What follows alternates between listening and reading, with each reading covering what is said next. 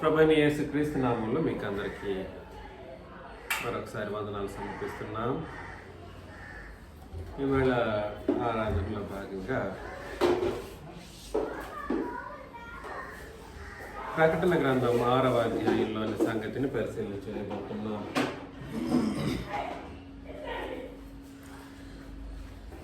ప్రకటన గ్రంథం 6వ అధ్యాయం చాలా క్రూషియల్ ఇన్ఫర్మేషన్, సంక్లిష్టత పెరుగుతూ వెళుతూ ఉంటుంది చదివే కొద్ది వెళ్ళే కొద్ది. ఒక్క పాటను ఏమారితే కూడా మీకు సంగతులు టచ్ అవ్వదు, మర్చిపోతారు, వదిలేస్తారు. అందుకని చూసి జాగ్రత్తగా గమనించాలని మిమ్మల్ని అందరినీ నేను ప్రేమతో మనవి చేస్తూ ఉన్నాను. ప్రకటన గ్రంథం 6వ అధ్యాయం. ఇప్పుడు మనం చదువుకుంటూ వస్తున్న 5 అధ్యాయాలలో ముద్ర వేయబడి ఉన్నటువంటి ఆ పుస్తకం గ్రంథం ఒకటి ఉంది కదా. ఆ గ్రంథం ఇప్పుడు ఎవరి చేతిలో ఉంది? ప్రభువైన యేసుక్రీస్తు చేతిలో ఉంది.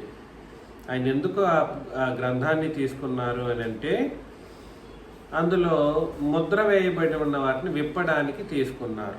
దేనికోసం తీసుకున్నారు? ముద్ర వేయబడి ఉన్న దానిని విప్పడానికి తీసుకున్నారు.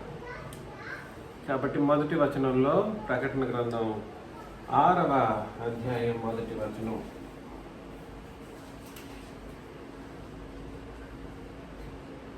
ఆ గొర్రెపిల్ల ఆ 7 ముద్రల్లో ఒక దానిని విప్పినప్పుడు నేను చూడగా ఆ 4 జీవులలో ఒకటి రమ్ము అని ఉరుము వంటి స్వరంతో చెప్పుట వింటిని. చూసారా? అసలు ఆ గొర్రెపిల్ల ఆ 7 ముద్రలు, గ్రంథానికి ఎన్ని ముద్రలు ఉన్నాయి? 7 ముద్రలు. 7 ముద్రలు. ఈ ముద్రలు మీరు అనుకున్నట్టు స్టాంప్ కాదు. స్టాంప్ అంటే ఇది గుర్తు. ఇది వచ్చేసి అపవాదికి సంబంధించింది. కానీ 7 ముద్రలు అనేవి సీల్ అంటే బంధించబడినటువంటి ఒక సీల్ని తెలియచేస్తుంది కదండి. కాబట్టి 7 ముద్రల్లో మొదటి దానిని విప్పారు. ఆ సీల్ని మొదటి దాన్ని విప్పినప్పుడు నేను చూడగా ఆ 4 జీవులలో ఒకటి రమ్ము అని ఉరుము వంటి స్వరం. 4 జీవులు ఉన్నాయి కదా అక్కడ. 4 జీవుల్లో ఒకటి రమ్ము అని ఎవరిని పిలిచాయి? ఒకటి ఎవరిని పిలిచింది? యోహాన్ని పిలిచింది. ఇట్లా రండి, రా అని కాదు, క్షమించాలి, రండి. రమ్ము అని అంటే గౌరవప్రదంగా పిలవడం. కానీ వినేదానికి ఎలా ఉందో తెలుసా? ఆ రమ్ము అని పిలిచిన పిలుపు ఎలా ఉంది? ఉరుము వంటి స్వరం అంట. అది యోహానికి ఒకంత ఉలికిపడి ఉంటాడేమో, ఉరుములాగా అనిపించిందంట. రమ్ము అని పిలిచిన మాట ఉరుములాగా వినిపించిందంట. ఒకదాన్ని విప్పారు. కాబట్టి మొదటి ముద్రను విప్పినప్పుడు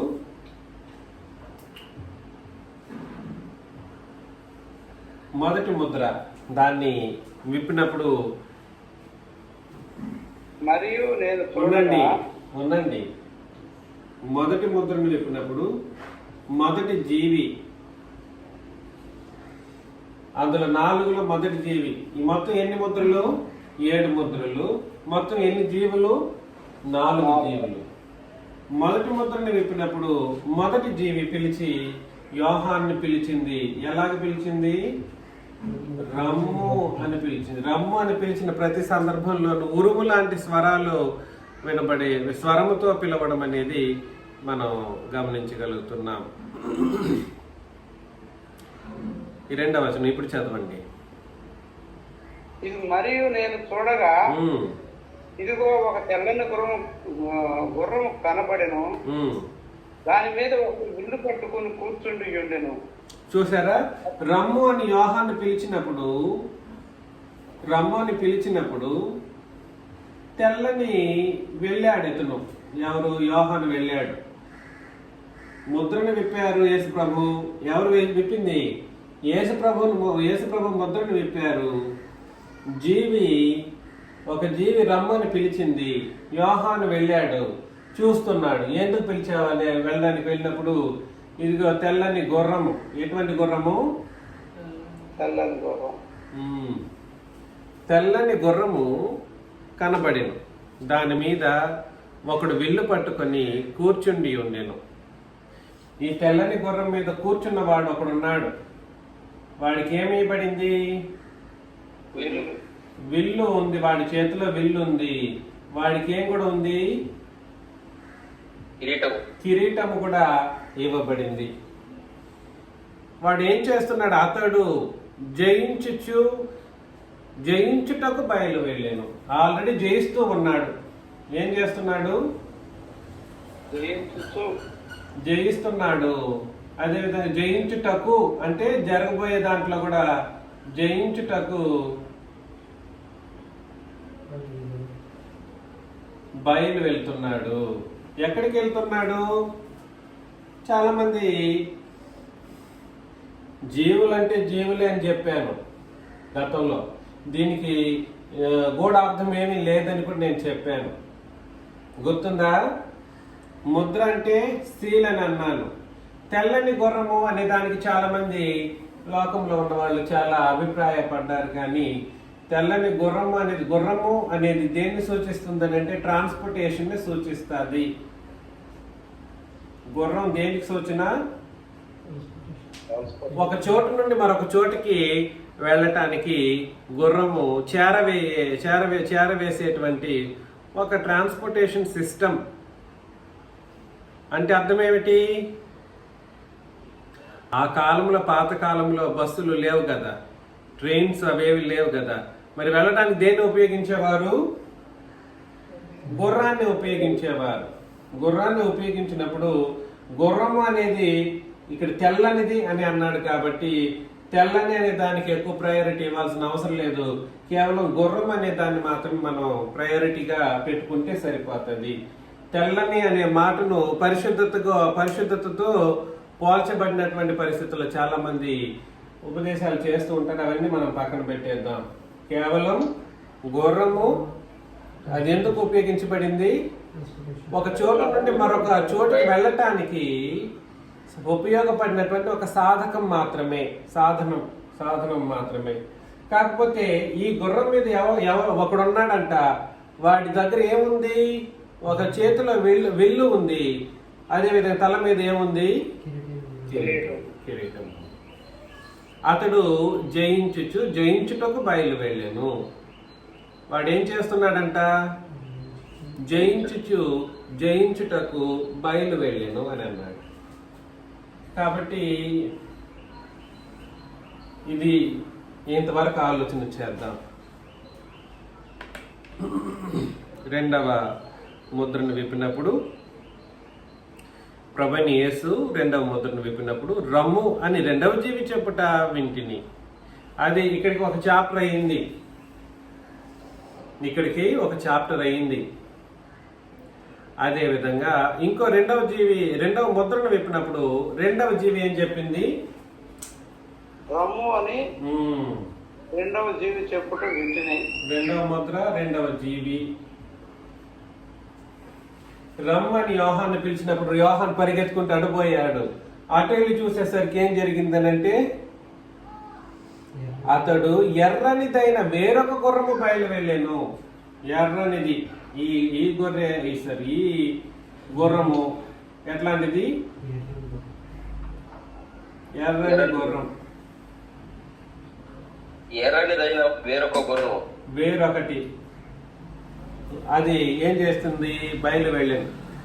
మనుషులు ఒకరినొకడు చంపుకొనున్నట్లు భూలోకములో సమాధానము లేకుండా చేయటం. ఎక్కడ? అది కండిషన్ ఇక్కడ. దయచేసి చాలా నిగూఢమైన విషయాన్ని మనం బయటికి తెస్తున్నాం, గమనించగలరు. ఇది దేనికోసము?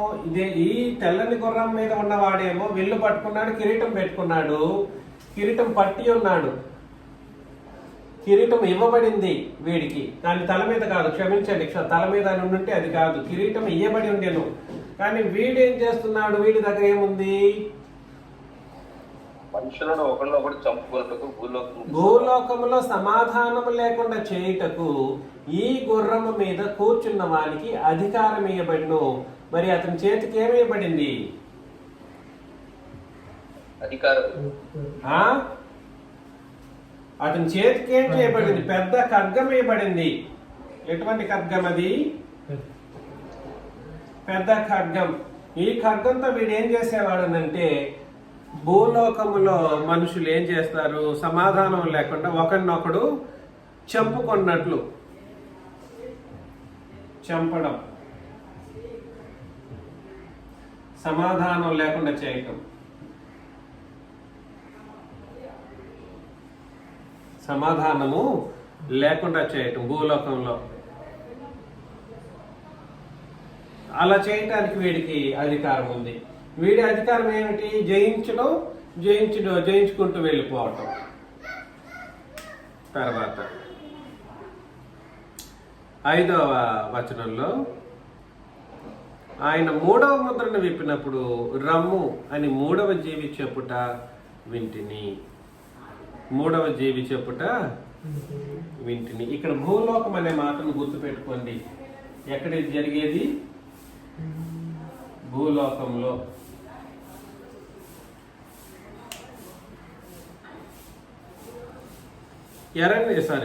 మూడవ ముద్రను విప్పినప్పుడు రమ్ము అని 3వ జీవి చెప్పుట వింటిని. రమ్ము అని ప్రతిసారి చెప్పినప్పుడు ఎలా ఉంటది వాయిస్?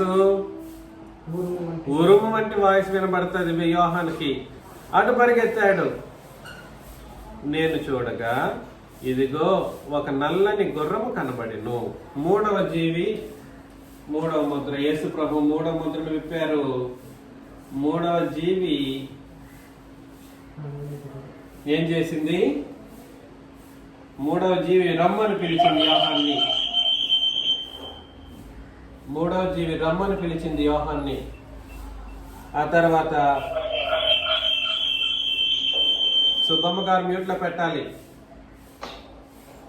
ఎందుకు ఓపెన్ చేస్తారు మధ్యలో?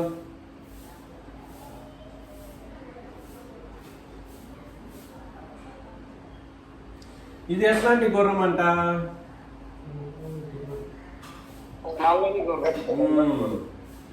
నల్లని గుర్రము. నల్లని గుర్రం. నల్లని గుర్రంలో దాని మీద ఉన్నవాడికి దగ్గర ఏముందంటే, దాని మీద ఒకడు త్రాసుని ఏం చేసుకున్నాడు? త్రాసుని చేత పట్టుకొని కూర్చున్నాడు. త్రాసుని పట్టుకుని ఉన్నాడు. వీడి దగ్గర ఏమో ఖడ్గం ఉంది, వీడి దగ్గర ఏమో విల్లు ఉంది, వీడి దగ్గర ఏముంది? త్రాసు. విల్లు, ఖడ్గము, త్రాసు. త్రాసును చేత పట్టుకుని వాడు కూర్చుండి ఉండెను. మరియు దేనారమునకు 1 సేరు గోధుమలనియు, దేనారమునకు 3 సేర్ల యవలనియు, నూనెను ద్రాక్షరసమును పాడు చేయవద్దనియు ఆ 4 జీవుల మధ్య ఒక స్వరము పలికినట్టు నాకు వినబడెను. దేనారమునకు 1 సేరు గోధుమలు. దేనారం అని అంటే అర్థం ఏమిటో తెలుసా మీకు?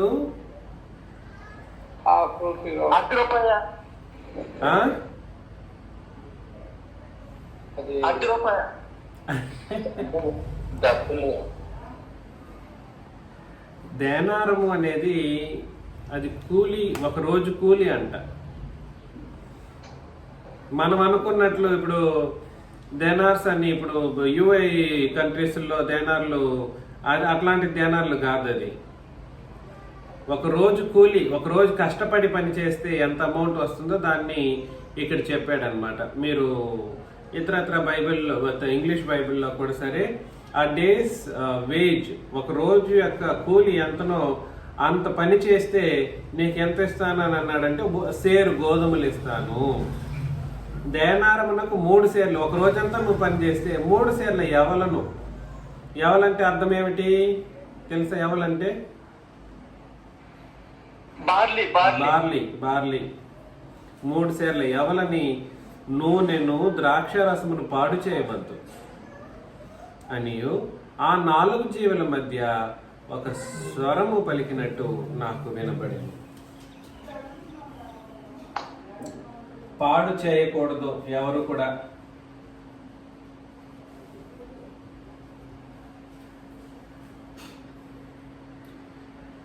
చూడండి 4వది 7వ వచనం. ఆయన 4వ ముద్రను విప్పినప్పుడు రమ్ము అని 4వ జీవి చెప్పుట వింటిని. 4వ ముద్రను విప్పితే రమ్ము అని 4వ జీవి చెప్పింది. ఆ తర్వాత అప్పుడు నేను చూడగా ఇదిగో పాండుర వర్ణము గల ఒక గుర్రము కనబడెను. 4వ ముద్రను యేసు ప్రభు విప్పారు.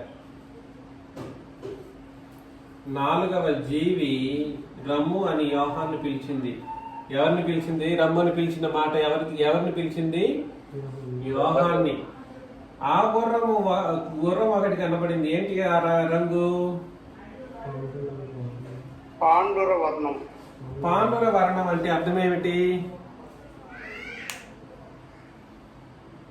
పేల్ గ్రీన్ ఉంటుంది. పేల్ గ్రీన్ అంటారు. Pale green. పేల్ గ్రీన్ అంటే ఎట్లా? ఏం కలరు? తెలుగులో తిరిగి పాండుర వర్ణం అనకండి. ఏంటంటే పచ్చదనమే కానీ పేరు వెలిసిపోయినట్టు ఉంటుంది.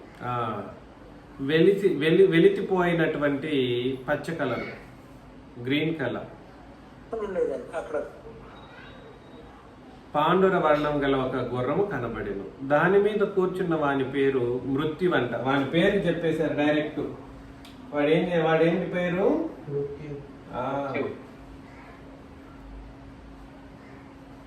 మృత్యువు. పాతాళ లోకము వాణిని వెంబడించెను. ఏంటిది?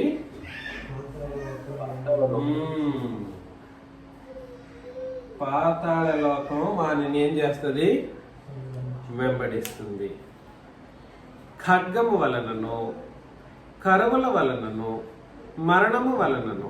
చూడండి ఇక్కడ మూడింటిని చెప్పేస్తున్నాడు. ఖడ్గం ఎక్కడుంది? ఇక్కడుందా? ఖడ్గము వలన. ఖడ్గము ఎన్న ముద్ర విప్పినప్పుడు? ఖడ్గము 2వ ముద్ర. తర్వాత కరువు వలనను అని అన్నాడు. కరువు దేనికి సంబంధించింది? ఇదిగో ఆహారం లేకుండా త్రాసుతో కొలిచిచ్చే ఒక త్రాసుకు సంబంధించిన 3వ ముద్రను చెప్పినప్పుడు నల్లని గుర్రం మీద కూర్చున్న దాని మీద పాడు చేసే పరిస్థితుల్లో ఉన్నటువంటి సందర్భంలో కరువు వస్తూ ఉంటది. ఇది కరువుకు సూచన. నల్ల గుర్రం మీద కూర్చున్న వాడు దేనికి సూచన? కరువుకు సూచన. ఖడ్గం మీదను అంటే చంపడానికి సంబంధించిన వాడి సూచన. అదే విధంగా ఇక్కడ జయిస్తూ అని అంటే వీడు ఏం చేస్తూ ఉంటాడు? స్లే చేస్తూ ఉంటాడు. మనుషులు చనిపోయేటట్లుగా కార్యక్రమాలు. జయించడం అని అంటే వాడి జయం గురించి వాడు అనుకుంటున్నాడేమో, కానీ మరణము వలనను, భూమిలో నుండి క్రూర మృగముల వలనను భూనివాసులను చంపుటకు భూమి యొక్క 4వ భాగం పైన అధికారం వానికి ఇవ్వబడేమో. చూడండి, వీటందరికీ ఈ పైన వీళ్ళు ఎవరైతే ఉన్నారో వీళ్ళందరికీ సంబంధించి వీడు అత్యధికమైనటువంటి శక్తి సామర్థ్యాలు కలిగిన వాడు.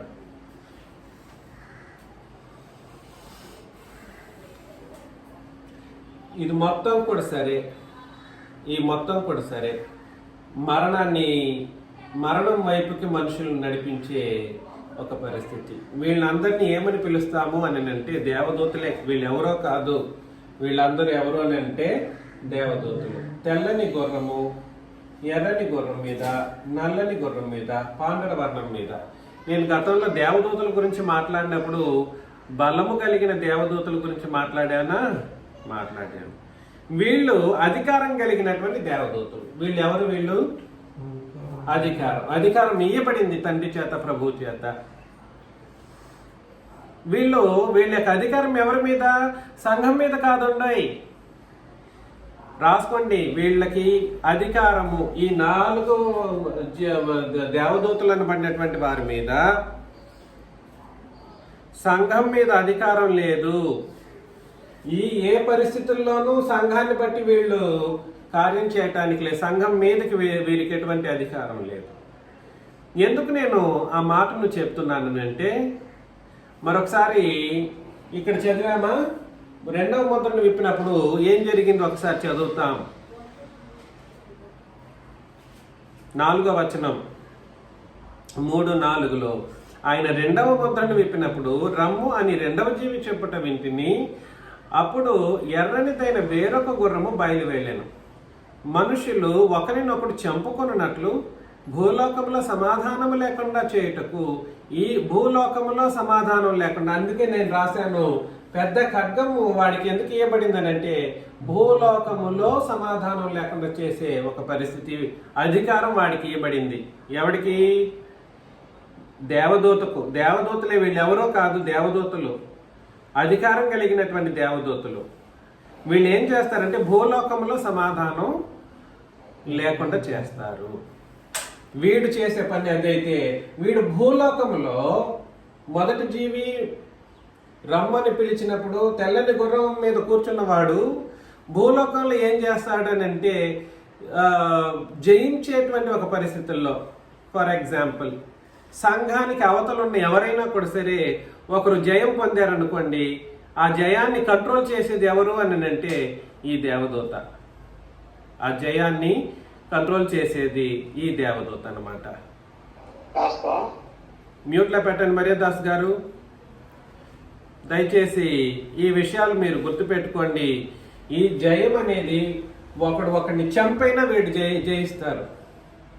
ముఖ్యంగా పొలిటీషియన్స్ ఉంటారే, అత్యంత క్రూరులు వాళ్ళు. ఒకడిని చంపైనా, ఒకడిని మోసం చేసైనా, ఒకడిని ఏదైనా చేసైనా వాళ్ళు జయిస్తారు, గెలుస్తూ ఉంటారు. దాన్ని అంతటిని రికార్డ్ చేసేవాడు, వాళ్ళకి జయాన్ని ఇచ్చే అధికారం కలిగిన వాడు ఎవరు? ఈ తెల్లని గుర్రం మీద కూర్చున్నవాడు. ఇది మీరు దయచేసి మనసులో పెట్టుకోవాలి, అత్యంత ప్రాముఖ్యమైనటువంటి ఒక విషయం. భూమి మీద మనుషులు ఎవరైతే ఉన్నారో వాళ్ళు నెమ్మది లేని స్థితిని కలిగి ఉంటారు ఒకరికొకరు. వీళ్ళు వచ్చేసి డైరెక్ట్గా ఏం పని చేయరు. ఈ ఖడ్గము ఇదంతా కూడా సరే, ఖడ్గాన్ని వాడు పెట్టుకుని ఉన్నారు, దేవదూతలు వచ్చేసి చేస్తున్నారని కాదు, కానీ వాస్తవానికి వీళ్ళు రీజన్ కాదు, కానీ వాళ్ళకి అధికారం ఉంది. 4వ వచనం మరొకసారి. అప్పుడు ఎర్రనిదైన వేరొక గుర్రము బయలువెళ్ళెను. మనుషులు ఒకరినొకడు చంపుకొన్నట్లు భూలోకంలో సమాధానము లేకుండా చేయుటకు ఈ గుర్రం మీద కూర్చున్న వానికి అధికారం ఇవ్వబడెను. మరియు అతనికి ఒక పెద్ద ఖడ్గము ఇవ్వబడెను. అంటే అర్థమేమిటి? ఇదంతా ఎప్పుడు జరుగుతుందంటే ఇప్పుడు జరుగుతున్నది కాదు. మనం చదువుతూ వెళుతూ ఉంటే ఈ 7 ముద్రలను విప్పే సందర్భం ఎప్పటిది అని అంటే యేసు ప్రభువు రాకడ సందర్భంలో ఇవన్నీ జరుగుతాయి. ఆయన రాకడ సందర్భంలో ఇవన్నీ జరుగుతాయి. జయించేవాడు జయించుకుంటూ వెళ్ళేటట్లుగా ఈ తెల్లని గుర్రం అనేది, దాని మీద కూర్చున్నవాడు వస్తాడు. తర్వాత ఎర్రని గుర్రం మీద కూర్చున్నవాడు ఒకరినొకరు చంపుకునేటట్లుగా చేస్తాడు. ఆ తర్వాత 3వ నల్లని గుర్రము వచ్చేటప్పుడు ఏం జరుగుతుందని అంటే, నల్లని గుర్రం మీద కూర్చున్నవాడు వచ్చేటప్పుడు ఆహారం లేకుండా, భోజనానికి లేకుండా కరువుతో ప్రపంచం నిండిపోతుంది అన్నమాట. కరువుతో ప్రపంచం నిండిపోతుంది. తర్వాత 4వ గుర్రాన్ని విప్పినప్పుడు, 4వ ముద్రను విప్పినప్పుడు 4వ గుర్రము పాండుర వర్ణం కలిగినటువంటి గుర్రము వచ్చినప్పుడు ఏం జరుగుతుందో తెలుసా? అప్పటికి అందరూ చనిపోయి ఉంటారు. ఎవరెవరిని పాతాళానికి లాక్కెళ్లాలో, మృత్యువైన ప్రతి ఒక్కడిని పాతాళ లోకంలోనికి లాక్కెళ్ళిపోతాడు. వాడు లాక్కెళ్ళిపోయేటప్పుడు ఖడ్గము వలన, కరువు వలన, మరణం వలన, భూమిలో నుండి క్రూర మృగముల వలనను, భూమిలో నుండి క్రూర మృగములు ఎవరు? గతంలో నేను మీకు చెప్పాను. ఎవరెవరైతే ఘట సర్పం అనబడినటువంటి మహాఘట సర్పానికి నమస్కరించి డైరెక్ట్ శక్తి సామర్థ్యాలు శక్తి సామర్థ్యాలు ఈ ఘట సర్పం నుండి పొందుకుంటాయో వాటిని ఏమంటారంటే క్రూర మృగాలు అని అంటారు. నేను చెప్పింది మీకు అర్థమైందా? ఘట సర్పం నుండి డైరెక్ట్ శక్తి సామర్థ్యాలు పొందుకున్నటువంటివి ఈ క్రూర మృగాలు. అంటే పెద్ద పెద్ద రాజులు వీళ్ళందరూ అధికారం పొందుకుని ఉంటారు. ఎక్కడి నుండి పొందుకున్నారు?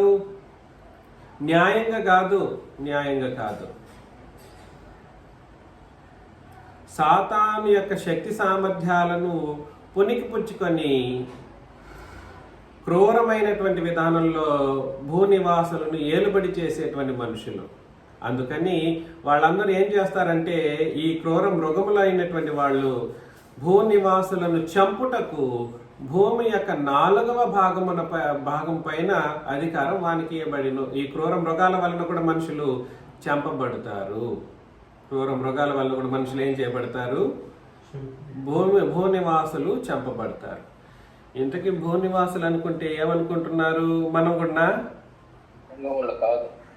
కాదు. అందుకని చెప్పింది ఇదంతా కూడా సరే. భూమి మీద 4 దిక్కులు ఉన్నాయి కదా. భూమికి 4 దిక్కులు ఉన్నప్పుడు ఈ 4 దిక్కులను ఆవరించినటువంటి ఈ పరిస్థితుల్లో భూమి మీద అధికారం కలిగినటువంటి దూతల గురించి మాట్లాడడం జరుగుతూ ఉంది. సంఘం మీద కాదు.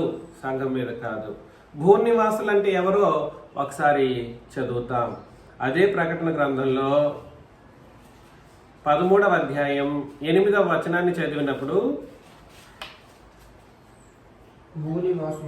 భూనివాసులందరూ అనగా జగదుత్పత్తి మొదలుకొని గొర్రెపిల్ల జీవ గ్రంథమందు ఎవరి పేరు రాయబడలేదో వారు ఆ మృగమునకు నమస్కారం చేయుదురు. చూసారా?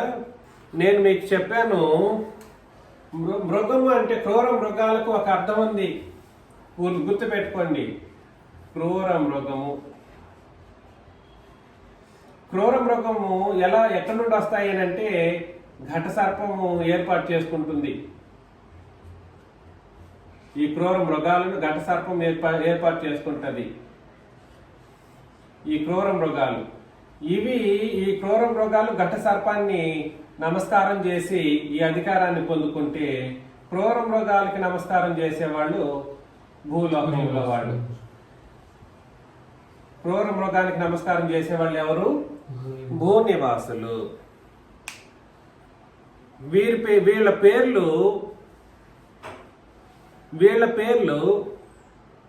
జీవ గ్రంథంలో ఉండదు. ఎవరి పేర్లు? ఈ భూనివాసుల పేర్లు జీవ గ్రంథంలో ఉండదు.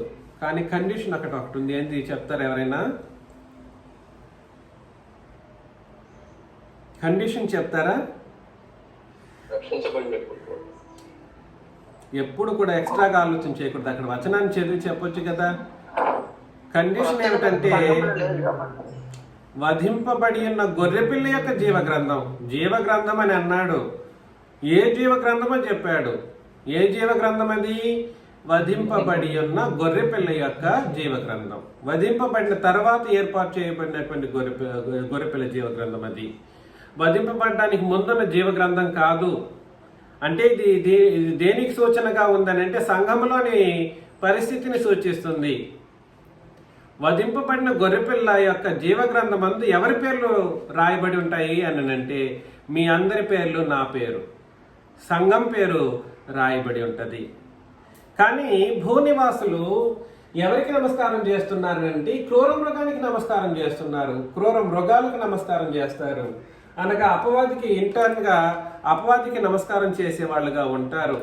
వీళ్ళ పేర్లు ఇది దేంట్లో ఉండదు? వధింపబడి ఉన్న గొర్రెపిల్ల యొక్క జీవగ్రంథమందు ఉండదు. వాళ్ళని ఏమని అంటారంటే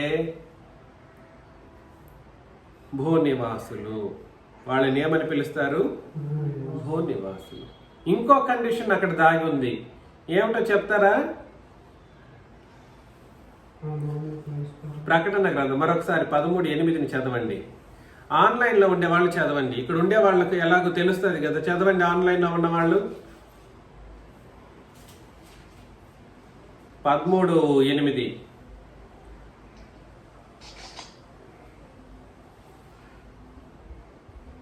భూనివాసులందరూ అనగా జగత్తుడు మొదలుకొని వధింపబడి ఉన్న గొర్రెపిల్ల యొక్క జీవగ్రంథమందు ఎవరి పేరు వ్రాయబడలేదో వారు ఆ మృగమునకు నమస్కారము చేయుదురు.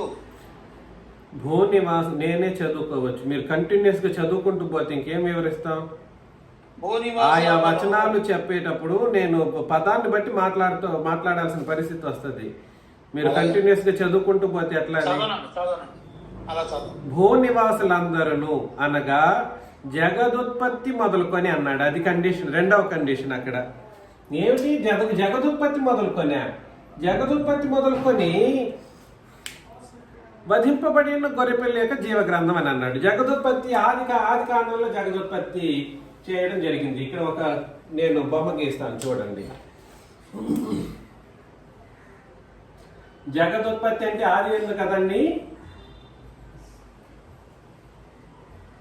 జగదుత్పత్తి అంటే ఆది కాండం నుండి శిలువ వరకు యేసు ప్రభు ఏం చేయబడలేదు? శిలువలోనే కదా ఆయన వధింపబడింది. శిలువలో యేసు ప్రభు వధించబడ్డారు. కానీ జగదుత్పత్తి మొదలుకొని భూమి పుట్టినప్పటి నుండి ఎవరైతే ఉన్నారో పరిశుద్ధులుగా వాళ్ళ గురించి మాట్లాడుతున్నాడా ఇక్కడ? వాళ్ళ పేర్లు ఇందులో రాయబడిందని అంటారా? జగదుత్పత్తి మొదలుకొని వధింపబడి ఉన్న గొర్రెపిల్ల యొక్క జీవగ్రంథమందు పేరు రాయబడాల్సిన పరిస్థితి ఉంది అంటున్నాడు. అంటే దీని అర్థం ఏమిటి? ఇక్కడ నుండి ఇప్పుడు వధింపబడినప్పుడే ఈ గ్రంథం ఏర్పాటు చేయబడింది. అవునా కాదా? వధింపబడినప్పుడు ఏం చేయబడింది? వధింపబడినప్పుడు గ్రంథం వచ్చింది. మరి వధింపబడడానికి ముందున్న మనుషుల గురించి మాట్లాడుతున్నాడు జగదుత్పత్తి మొదలుకొని అని? కాదు. జగదుత్పత్తి మొదలుకొని అని అంటే ఇక్కడ నుండి గురించి కాదు మాట్లాడుతున్నది. జగదుత్పత్తి కార్యక్రమం ఇక్కడ చెబుతున్నటువంటి జగదుత్పత్తి మీరు అనుకుంటున్న భౌతిక జగదుత్పత్తి గురించి కాదు మాట్లాడుతున్నది. ఎందుకనంటే ఒకవేళ భౌతిక జగదుత్పత్తి గురించి మాట్లాడినట్లయితే ఈయన పుట్టలేదు, చావలేదు, వధింపబడలేదు. వధింపబడడానికి మునుపు ఈ పుస్తకం ఎక్కడ ఉంటుంది? ఉండనే ఉండదు వీళ్ళ పేర్లందరూ రాయాలంటే. అవునా కాదా? వీళ్ళ పేర్లు, అందరి పేర్లు రాయాలి. ఆది కాండం నుండి ఎవరెవరైతే నీతిమంతులుగా ఉన్నారో వాళ్ళ పేర్లు అన్ని పేర్లను ఈ వధింపబడిన గొర్రెపిల్ల యొక్క జీవగ్రంథంలో రాయబడ్డం అనేది అసాధ్యం. ఎందుకంటే వధించబడినప్పుడే ఆ జీవగ్రంథం ఏర్పాటు చేయబడడం జరిగింది. వధించబడడానికి మునుపున్న ప్రజల సంగతి ఏమిటి? వాళ్ళ గురించి ఇక్కడ మాట్లాడుతున్నదంటే వాళ్ళ గురించి కాదు. కొలసి పత్రిక 1వ అధ్యాయం, కొలసి పత్రిక 1వ అధ్యాయం 23వ వచనాన్ని చదివినట్లయితే, కొలసి 1వ అధ్యాయం 23, పునాది మీద కట్టబడిన వారై స్థిరముగా ఉండి మీరు విన్నట్టు ఆకాశము క్రింద ఉన్న సమస్త సృష్టికి ప్రకటింపబడినట్టు ఈ సువార్త వలన కలుగు నిరీక్షణ నుండి తొలగిపోక. కాబట్టి సువార్త ఎక్కడి నుండి ఎక్కడి వరకు ప్రకటించబడింది?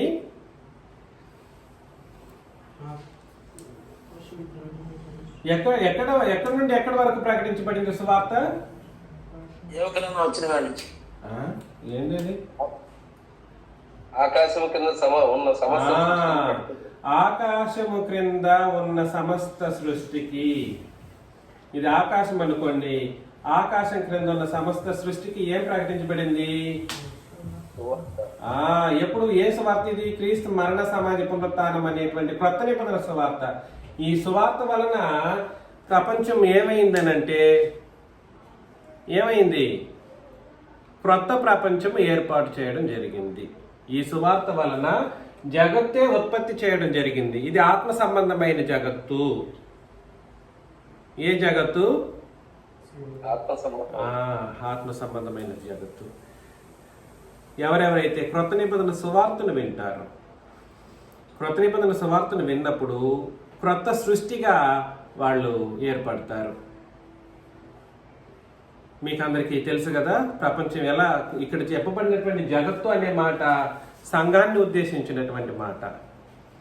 జగదుత్పత్తి మొదలుకొని అంటే సంఘం ఎప్పుడైతే క్రీస్తు శిలువలో వధించబడ్డారో అప్పుడే సంఘం అనేటువంటి ఆత్మ సంబంధమైన జగత్తు ఏర్పడింది. ఎఫెసీ పత్రిక 2వ అధ్యాయం, ఒకసారి ఎఫెసీ పత్రిక 2వ అధ్యాయం 14 నుండి మనం చదివినట్లయితే, ఆయన మన సమాధానమై ఉండి మీకును మాకును ఉన్న ద్వేషమును అనగా విధిరూపకమైన ఆజ్ఞలు గల ధర్మశాస్త్రమును తన శరీరమందు కొట్టివేయుట చేత మధ్య గోడను పడగొట్టి మన ఉభయులను ఏకం చేసెను. ఇట్లు సంధి చేయుచు ఆ ఇద్దరిని, అంటే అన్ని జనులను ఇటు ఇశ్రాయేలీయుల్ని తన యందు ఒక్క నూతన పురుషునిగా సృష్టించి, కాబట్టి సృష్టి క్రీస్తు యొక్క మరణంలో ధర్మశాస్త్రం కొట్టివేసిన తర్వాత క్రొత్త నిబంధన ఏర్పాటు చేసి క్రొత్త నిబంధన సువార్తను బట్టి మనుషులను ఏం చేస్తున్నాడంటే ఒక నూతన సృష్టిగా, పురుషునిగా సృష్టించి తన శిలువ వలన ఆ ద్వేషమును, అనగా ధర్మశాస్త్రం అనే పాత నిబంధన ద్వేషాన్ని సంహరించి దాని ద్వారా వీరిద్దరిని ఏక శరీరముగా చేసి దేవునితో సమాధానపరచవలనని ఎలాగూ చేసింది గనుక ఆయనే మనకు. కాబట్టి నేనేం చెప్పడానికి ప్రయత్నం చేస్తున్నానంటే, మరలా చదువుతున్నా కంటిన్యూస్గా, క్రీస్తు యేసే ముఖ్యమైన మూలరాయి అయి ఉండగా అపోస్తులను ప్రవక్తులను వేసిన పునాది మీద మీరు కట్టబడి ఉన్నారు. అలా కట్టబడింది ఈ జగత్తు. ఏ జగత్తు? నూతనమైన జగత్తు.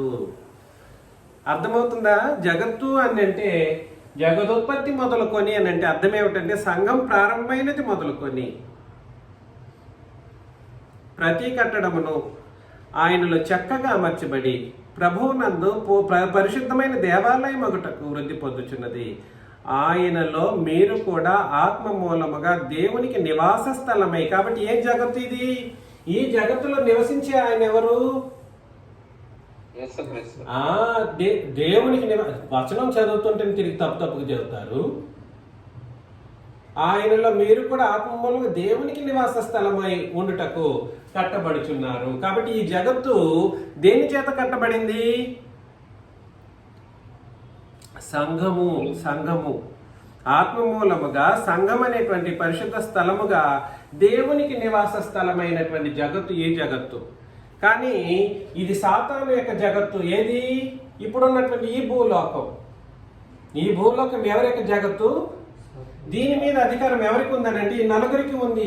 ఈ ఏర్పాటు చేసుకొనబడినటువంటి దేవదూతలు అనబడినటువంటి వాళ్ళకి ఆ భూలోకం మీద ఏముంది? అధికారం ఉంది. కానీ సంఘము మీద వాళ్ళకి అధికారం లేదు. ఎందుకంటే ఈ జగత్తు మీద దేవుని యొక్క క్రీస్తు యొక్క అధికారము ఉంది.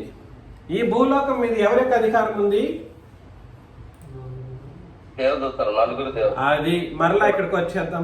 మరొకసారి ప్రకటన గ్రంథం 13వ అధ్యాయం 8వ వచనంలో భూనివాసులందరూ అనగా జగదుత్పత్తి మొదలుకొని వధింపబడి ఉన్న గొర్రెపిల్ల యొక్క జీవగ్రంథమందు ఎవరి పేరు వ్రాయబడలేదో వాళ్ళందరూ ఏమని అర్థం? వారు ప్లస్ ఆ మృగమునకు, ఏ మృగమునకు? క్రూర మృగమునకు నమస్కారం చేసే వాళ్ళందరూ ఏమై ఉంటారు? భూనివాసులు. జీవగ్రంథమందు పేరుండదు వీళ్ళకి. ఇది ఏ గొర్రెపిల్ల? వధింపబడి ఉన్న గొర్రెపిల్ల యొక్క జీవగ్రంథం. ఈ జీవగ్రంథం వేరు, పాత నిబంధన మనుషుల యొక్క జీవగ్రంథం వేరు. అర్థం చేసుకోండి.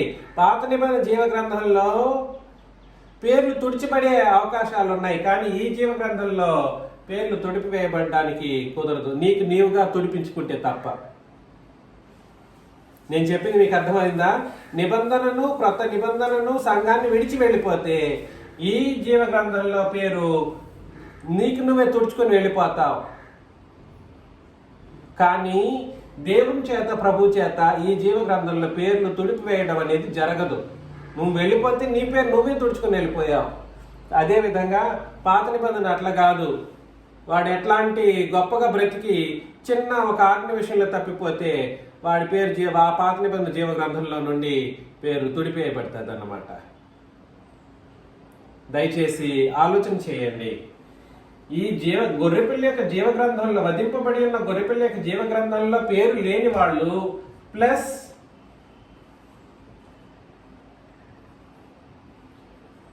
ఈ క్రూర మృగానికి నమస్కారం చేసే వాళ్ళని ఏమని పిలవడం జరిగింది? భూనివాసులు. మరలా ఇక్కడికి వద్దాం. మరలా రెవల్యూషన్ చాప్టర్కి వచ్చేద్దాం. మన ఒరిజినల్ చాప్టర్ ఏమిటి? 6వ అధ్యాయము 8వ వచనం మరొకసారి చదువుతాం. అప్పుడు నేను చూడగా ఇదిగో పాండుర వర్ణము గల ఒక గుర్రము కనబడెను. దాని మీద కూర్చున్న వాని పేరే మృత్యువంట. వాని పేరే మృత్యువు. పాతాళ లోకము వాడిని వెంబడించెను. వాడు చనిపోయిన వాడిని అందరినీ తీసుకెళ్లి పాతాళ లోకంలో పడేసేవాడు. వాడిని వెంబడిస్తూ ఉంటుంది అంట పాతాళ లోకం. ఖడ్గము వలనను, ఇదిగో 2వ అధ్యాయంలో దేని వల్ల ఖడ్గం? సమాధానం లేకుండా ఒకరినొకటి చంపేసుకునేటువంటి పరిస్థితి వస్తుంది. ఖడ్గము వలనను, తర్వాత కరువుల వలనను, మరణము వలనను, భూమిలో నుండి క్రూర మృగముల వలనను. ఈ మృగాలు కూడా ఏం చేస్తాయి? నమస్కారం చేసిన వాళ్ళని పొడుస్తాయి. వాళ్ళు ఏం చేస్తారు? మీరు అనుకున్న చాలా మంది అండి క్రూర మృగాలనంటే సాతానుతో డైరెక్ట్ కాంటాక్ట్స్ కలిగిన వాళ్ళు, పెద్ద పెద్ద రాజులు, పెద్ద పెద్ద ప్రైమ్ మినిస్టర్స్ లేదా మినిస్టర్స్, వీళ్ళందరూ కూడా ఏం చేస్తారంటే నమ్మినోళ్ళని చంపుతారనమాట. నమస్కరించిన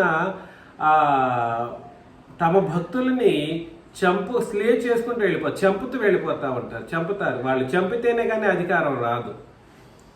నమ్మినోళ్ళని నమ్మనోళ్ళని అందరినీ చంపుకుంటూ వెళ్ళిపోతారు. కాబట్టి క్రూర మృగముల వలనను భూనివాసులను చంపుటకు భూమి యొక్క 4వ భాగం పైన అధికారం వానికి ఇవ్వబడిను. కాబట్టి 4 భాగాలు ఉంటే ఈ 4 భాగాల మీద అధికారం ఎవరికి ఉంది? ఈ నలుగురు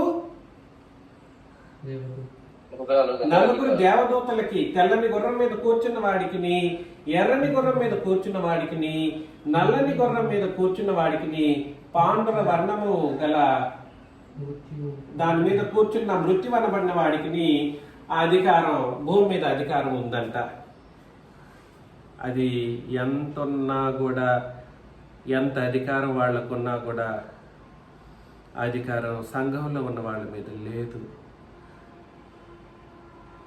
మీరేమనుకుంటున్నారు ఏంటో? సంఘంలో ఉన్న ప్రతి పరిశుద్ధుడు, ప్రతి సహోదరుడు అత్యంత ఉత్కృష్టమైనటువంటి స్టేటస్ని దేవుని ముందు, ప్రభు ముందు కలిగి ఉన్నారు.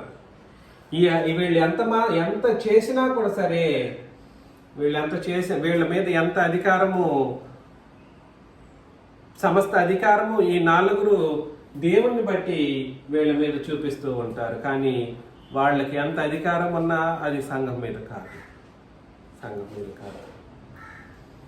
మీరు గుర్తించండి, గ్రహించండి.